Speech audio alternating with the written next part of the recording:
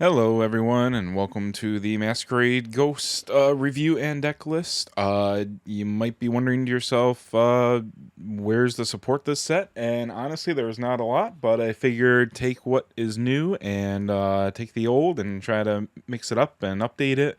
The real support for Masquerade Ghost is next set, but hey, yeah, at least you kind of get to prep and maybe get a little practice in with Masquerade Ghost before he becomes real. Um, as always, the deck list is at the end if you want to just skip and look at it. But if you're kind of newer and kind of want to know what the general gist of Masquerade Ghost and his archetype is, feel free to keep listening. Before we get into it, just another warning that this archetype can vary based on what you want to do in your own testing. My deck list hopefully is at least a good starting point, but I don't claim it to be an end-all be-all deck list of the best way to build the deck. And I highly encourage you to get out there and test things for yourself. So without further ado, let's get into it. First up are the strong slash core cards that basically without these really just you're not even playing the deck. So we got Masquerade Ghost and his Evo, Arcus Spirited Manager, Ghost Rider, Mischievous Zombie and his Evo, Last Daylight, and Soul Conversion. Of course, if we're making a Masquerade Ghost deck, of course, the first card we have to talk about is Masquerade Ghost, since the whole deck revolves around him. So, Masquerade Ghost is a 4-cost, 4/4 Departed follower, and he costs 1 to evolve. And as long as he is on the board, any ghost tokens you play gain 1+ attack. I did add the ghost token to the right, so you can just see what they do. They're basically 1-cost 1/1s with Storm, but at the end of the turn, they banish themselves. Masquerade Ghost Evo still keeps the +1 stat for the ghost tokens, but also adds 2 new abilities that whenever a ghost leaves the field, you summon a gargantuan ghost, which I also have to the right, so you can see it's a 1-cost 3/3, but rarely do you ever pay the 1 cost because normally Masquerade Ghosts will just play it for free. But they have Ward, and at the start of the main phase, you banish this card. So this card basically sticks around during your opponent's turn, comes back around to you. You draw your card for the turn, and then Gargantuan Ghost dies. And then to switch back over to Masquerade Ghost Evo one more time, he has the last words of you put this card into the owner's EX area. So long story short, if he's evolved and he dies, he does go to the cemetery, but then his last word triggers and he goes back to the EX area with all the damage off of him. And so then basically you can replay him again next turn if need be. Now, one thing I wanted to mention that really is, it's implied, but you don't really realize it till you start trying to make the deck, is the point of the whole deck is you have Masquerade Ghost on the board, ideally in his evoed state. You play ghosts, and whether the ghosts die from battle, whether you sack the ghosts, or whether the ghosts die at the end of the turn, they turn into gargantuan ghosts. But one other thing that's kind of implied with Masquerade Ghost is the best cards that synergize with him are the followers that don't evolve to require ghosts. Now, yes, you can run cards that will summon ghosts on their evoed form, but the issue is you can only evolve once per turn. So if you're doing it to get the ghost, then at best you're just having Masquerade Ghost based form. Base form, not based form. But yeah, his base form, which is not necessarily what you want. You want his evoed form so you can get the gargantuan ghosts and the recursion. Because keep in mind, if the base form dies on the board, he does not have the last word, so he will actually just go to the cemetery. So in order to guarantee that he can stick around for multiple turns, you do need to evo him. Arcus Spirited Manager is the next card to talk about, and really he's the newest card, and he's really the only reason why it was even worthwhile to make this deck profile and review in the first place. But he is very solid for Masquerade Ghost. But anyways, we'll get to him. He's a 2-cost 5/5 Departed Necromancer. He can't attack enemies, which is unfortunate, but I mean he has 5/5 stats, so pretty solid for a 2-cost. But at the start of your main phase, if you have 10 or more cards in Cemetery, which is what Necrocharge means, you summon a ghost token, and then act, you can bury another follower on your board. It doesn't really say it, but it implies you're bored. Choose one of the following. You can only activate this once per turn. You can draw a card, you can summon 2 ghost tokens, or bury the top 2 cards of your deck. You don't need to bury the ghost token. You don't need to bury anything other than just the fact it has to be a follower. So keep that in mind, because there's some nice options you can do. I'm going to point out later, but this is another example of a card that he doesn't evolve. He doesn't require to evolve to summon ghosts. So he is a good synergistic pick for Masquerade Ghost decks. Up next is Ghost Rider, which is honestly probably the second best card that synergizes well with Masquerade Ghost right now. She's a 2-cost 2/3 that whenever a follower on your field evolves, i.e. Masquerade Ghost, you summon 2 ghost tokens. So hey, fits perfectly well. And you can tap her to select a ghost on your field and give it Bane. So if your opponent's got a annoying warder that's big stats or something, just give Bane to one of your ghosts. And it's unfortunate that one of the ghosts has to just run into a follower, but hey, at least it kills things pretty easily and quickly. So yeah, just another again example of non-evo ghost summoning follower. I think by now you probably get the gist, so I'm not going to hash on the whole, non-evolving ghost summoning followers, which is funny considering Mischievous Zombie can evolve, but that's regardless. But anyways, he's a 2-cost 2/2. He can evolve for 2. But on Fanfare, you can discard a card, summon a ghost token. If you discarded a departed card, you can draw a card, so you basically don't lose anything. And keep in mind, it's just a departed card, whether it's a departed amulet, follower, or spell. The Evo cost I have a little bit of a gripe with, but yeah, it is 2. And on Evolve, you can give a ghost on your field Bane. So he still fits because at least you can get the ghost on his base form. But yeah, the Evo, in my opinion, is a little expensive, but most of the time you're really just going to play him just for the free hand cycle. Sometimes you get too many Masquerade Ghosts in hand, for example, so it's like, okay, you don't need all the extra copies because they're just going to be resummoned on the EX area. So you can just like discard extra Masquerade Ghosts, or if you just kind of have like a little bit of a cluttered hand, you can use this to help kind of cycle and free up the hand. I'd say about 75% of the deck is going to be departed. There's going to be obviously some non-departed, but not enough that like this becomes like a hindrance of you're just like discarding a card just to get a ghost. Next is one that is not a departed card, surprisingly, but still works well with the deck regardless, and that's Last Daylight. It's a 2-cost spell that you can select an enemy follower on the field, deal it 3, and then you give +1 attack to each follower that costs 1 or less on your field. And, ghosts are 1-cost followers, so they can just get 2 attack easily. If you already have Masquerade Ghost on the board, they get, they'll be 3 attack, basically. So, pretty good way to kind of board control, but then also just kind of ping your opponent for quite a bit of damage. I have 2, they kind of come in 2 different versions, that's why I have them on the screen just so you guys know. But Last Daylight and Sweet Sentiments is the exact same card. As you can see on Sweet Sentiments, it has the name Last Daylight right above it. Between the 2 cards, you can only have up to 3 copies in a deck, so you can't do 3 and 3 and have like 6 copies. That'd be insane. But I just want to kind of let people know, because sometimes they don't realize that they sometimes make these weird promos that have different names, but they're still the same card. So just good to inform people.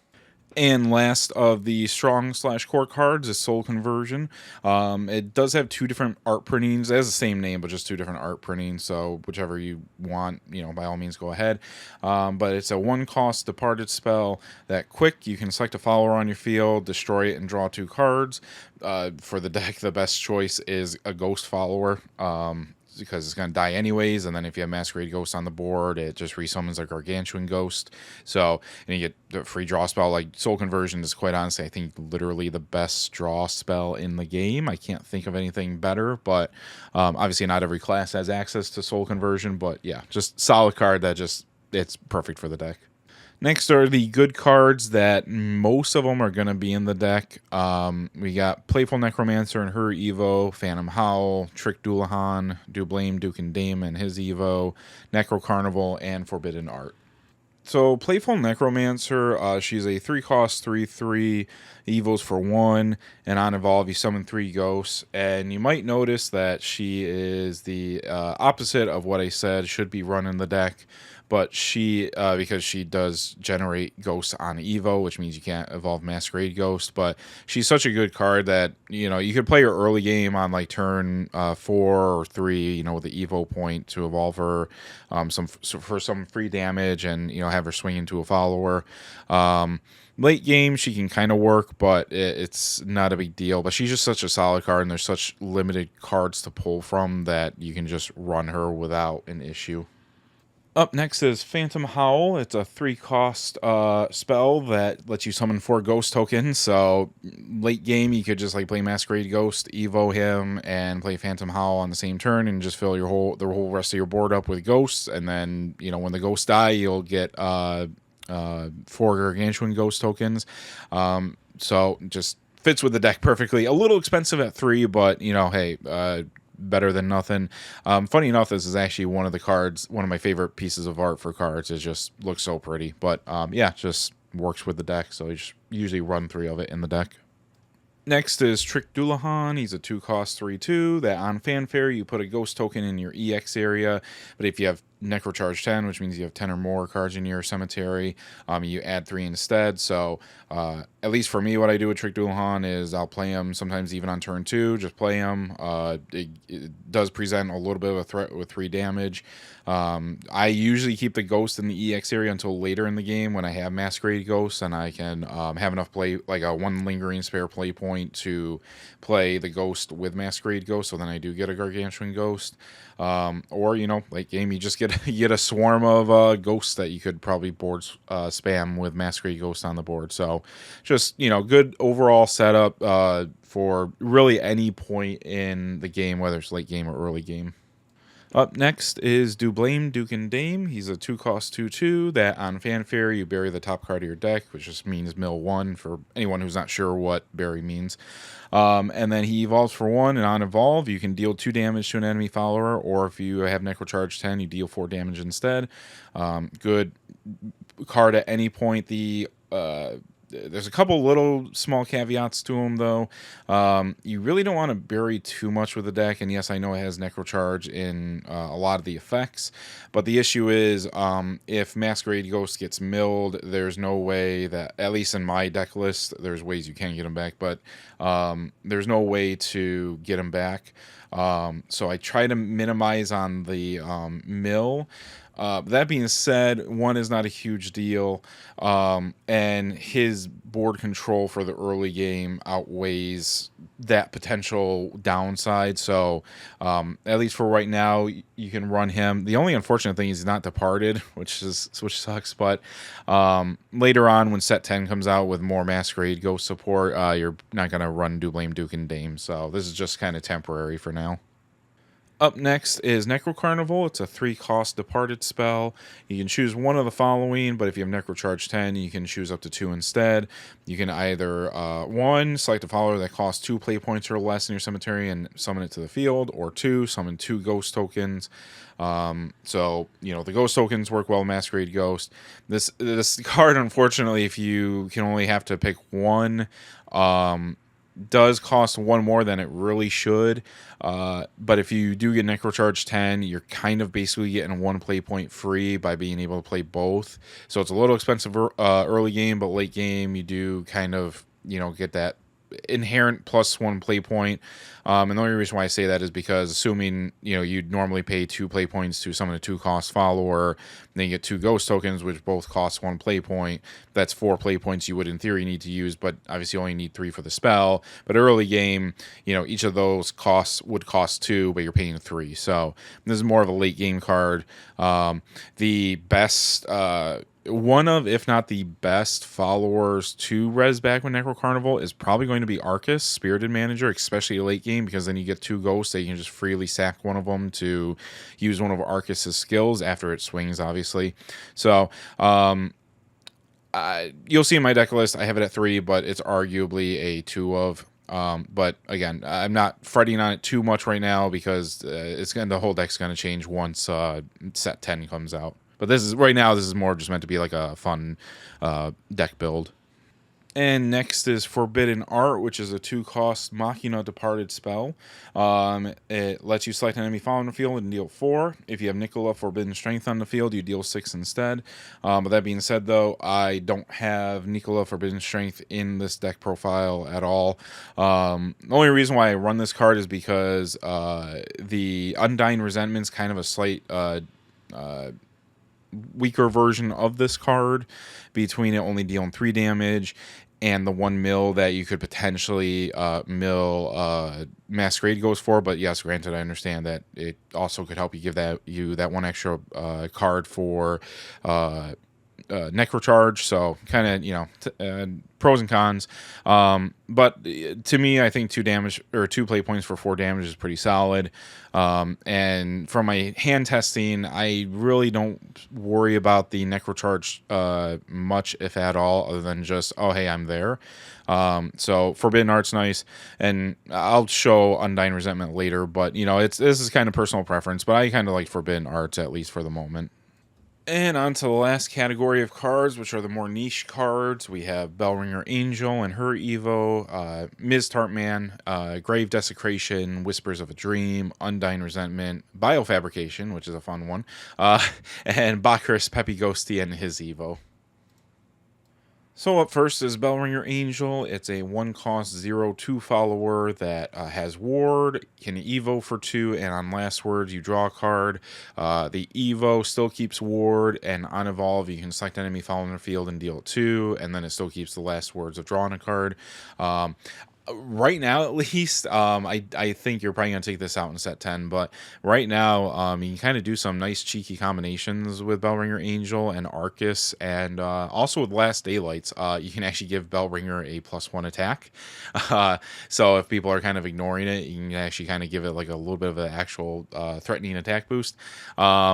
But yeah, the deck wants to more draw than mill, like the Demon Lord Ektar build wants to. That's kind of a more like Departed, purely like mill the deck kind of build. But because there's no like resurrection from the cemetery with Masquerade Ghost, the Masquerade Ghost deck kind of wants to draw more than mill. So Bellringer Angel can help you with that. And one other nice thing with Bellringer Angel is Arcus. You can, well, actually 2 things. First, Arcus, you could sack Bellringer Angel to draw 2 for free, other than just the cost of obviously playing Arcus and Bellringer Angel. But then second, the tried and true classic of soul converting Bellringer Angel to draw 2 or draw 3. So just kind of a lot of good flexibility. She kind of fits in there just at the right time right now with all the other kind of synergistic things, with sacrificing in her last words and then just her 1 play point play cost, just working well with Last Daylight. Up next is Tartman or Ms. Tartman, depending on which card you want to run, but they are a 4-cost 4/4 that on Fanfare you search your deck for any card and add it to your hand and then shuffle your deck.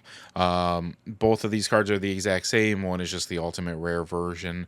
The main reason I run this, in my deck you'll see I run it as one of, but the main reason why I run this is just a little bit more consistency to find Masquerade Ghost, because sometimes, I'll draw and draw and draw, and it's like I cannot find the man to save my life. So sometimes you just have to kind of play Tartman and just be like, you know what, you're getting to my hand. It is also nice in the fact that it is 4 play points, so earliest you can play is turn 4. Masquerade goes at earliest. I guess you could play him on turn 5. I guess 4 if you're going with the Evo. But really, you're going to kind of probably start playing him another turn or 2 later when you can actually start summoning ghosts and do something other than only play Masquerade Ghost. And also keep in mind with the search for this, before I forget, this, you don't need to present what card you grab from your deck. You can just search your deck, put a card face down into your hand, and just obviously shuffle your deck, let your opponent cut, and be done. Because there's nothing that you need to grab from your deck that has any kind of certain requirement. It's not like it has to be like X play point cost card or X attribute card. So you don't have to. I sometimes with my friends, I will accidentally be like, all right, searching, and I grab, this card, and it's like, ah, crap, I don't need to technically tell them. So if you're kind of in a more competitive environment, just kind of keep that in mind. If it's local, it's usually we're just kind of like, we kind of brush it off, just like, oh, haha, I'm an idiot, I forgot. But sometimes it can matter in tournaments. Next is Grave Desecration, or also known as Emperor's Command. It's a one-cost amulet that on fanfare you mill the top two cards to your cemetery, and then you can tap the amulet and sacrifice it to the cemetery to select a departed follower in your cemetery and add it to your hand. So this is kind of like a resurrection for Masquerade, not a resurrection, but like a grab from the cemetery for Masquerade Ghost. I'm not a huge fan of Grave Desecration, but I'm just throwing it out here in case people want to kind of go more like mill to find him. The issue, at least from what I've seen, is the 2 play points to grab back is just really expensive, and just kind of hinders your gameplay, and it feels like it just kind of takes the tempo away from you too much. I'm just throwing the Emperor's Command here to the side. Just again, it's another example of a card with a different name, but it is still technically the same thing as Grave Desecration, so you only have up to 3 copies of either in the deck. So just kind of keep that in mind while you're deck building. And next is Whispers of a Dream. It's a 2-cost spell that with Quick, you can select an enemy follower that costs 3 or less on the field, destroy it, and bury the top card of your deck. This is one card that you can arguably contest to replace Forbidden Art. The only reason, don't get me wrong, Whispers of a Dream is a really strong card. The only reason why I don't run it in my deck is because it's not departed, and it felt like swapping out the Forbidden Arts for Whispers of a Dream was enough non-departed that I started to have issues with being able to just freely discard departed cards for Mischievous Zombies effect. But if that's not as much of an issue to you, or if your meta has more cards that are annoying 3 costs, which is fair considering right now is Bats and Dirt Rune, you can run this. But that being said too, even if you run Whispers of a Dream, like ghosts are not going to be strong enough to compete with vampires or bats in general. So you kind of have to just know what kind of rough tier your ghost deck's going to be in anyways. Undying Resentment is the next card. It's very similar to Forbidden Arts as well, but it's a 2-cost departed spell that at Quick you can select an enemy follower on the field and deal 3 damage, and then you mill the top card of your cemetery, or mill the top card of your deck into your cemetery. Like I said, it's very similar to Undying or Forbidden Arts. The only one pro this has is Quick, where Forbidden Arts is not Quick, but three damage is not a lot. Undying Resentment's kind of had a history of just kind of being a mediocre card. And like I said, at least the deck build you'll see shortly is one that really doesn't want to rely on milling too much. So, but hey, if you don't have Forbidden Art, try Undying Resentment. It's probably a lot easier to find anyways, but just trying to give you guys some ideas or possibilities for your own deck at the end of the day. So up next is a card that I don't know if a lot of people ever thought of for Masquerade Ghost, but it's Biofabrication. It's a 1-cost spell that lets you select a face-up evolved follower in your Evo deck and turn it face down, and then you draw a card. So really, at the end of the day, you're not even negging 1 in hand advantage for this card, because you do just get to refresh with a hand cycle. But the deck does heavily rely on you being able to consistently play Masquerade Ghost and evolve him in the late game. So having 1 more turn with Biofabrication might be the difference between winning a game or not, depending on the situation.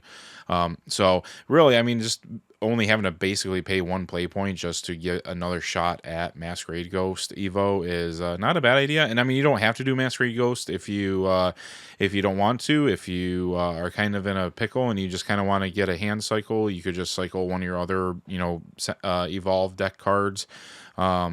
And I can't imagine you'd probably run 3 of this. It probably is more of like a 1 or 2 of in the deck. And lastly is Bakker's Peppy Ghosty. It's a 1-cost 1/1 follower that on fanfare, if there is a gargantuan ghost on the field, you draw a card. And he is also counted as with the name Ghost, and the reason for that is Masquerade Ghost says he gives +1 attack to all ghost followers on the board, so that allows him to get +1 attack and become a 3/1 or a 2/1. He can become a 3/1 if you play Last Daylight as well, so I guess we can keep that in mind. He does evolve for 1, and when he evolves, he does get the extra last word ability of when he dies, he just goes back to your EX area. So kind of similar to Masquerade Ghost. He's like a mini Masquerade Ghost, I suppose. And he still retains the ghost name, and he does get +1/+1. So he could potentially be a 3/2 with Masquerade Ghost, or even a 4/2 if you play Last Daylights. So here's the deck list. You run basically three of everything. So three of Bellringer, Soul Conversion, Trick Doulahan, Mischievous Zombie, Dublame Duke and Dame, Last Daylight, Arcus, Forbidden Art, Ghost Rider, Necro Carnival, Phantom Howl, Playful Necromancer, and Masquerade Ghost. And then you run one copy of Tartman or Ms. Tartman. It's pretty much the best I could think of, at least for the moment. Oh, and at least for the Evo deck, you run 2 Dublame Duke and Dame, 2 Mischievous Zombie Evos, 3 Playful Necromancer Evos, and 3 Mischievous Masquerade Ghost Evos. But this is about as best that I can think of at the moment. Granted, really technically the only new card is Arcus Spirited Manager from the set. But I kind of like how this runs. The Bellringer Angel's nice for the soul conversions, and Arcus sacrifices, Trick Doulahan, Mischievous Zombie, Ghost Rider, Necro Carnival, and Phantom Howl mainly to get you the ghost from Masquerade Ghost. Playful Necromancer is just a good mid-game card that, if Masquerade Ghost could survive in his Evo form for a turn, I mean, by all means, play Playful Necromancer, and then, the 3 ghosts you summon from the Evo will certainly turn into Gargantuan Ghosts. And Miss Tartman's in there just for you to get a little bit more consistency with getting Masquerade Ghost. But I'd say at the end of the day, you're probably going to be kind of really surviving on like Mischievous Zombie, Ghost Rider, Phantom Howl, and Arcus to kind of leverage the ghosts or create the ghosts in general. But yeah, I'll put the link in the description down below, and there's a deck code if you want to check it out. But that's pretty much it. Pretty straightforward, I'd like to think, at least. And that's it. If you guys have any questions or comments, just feel free to leave them down. If you liked it, don't forget to like and subscribe. And if you think I missed a card, or I'm curious about some card that I didn't mention, feel free to let me know, and I can, kind of give my 2 cents in the comments. But otherwise, have a great day. Bye.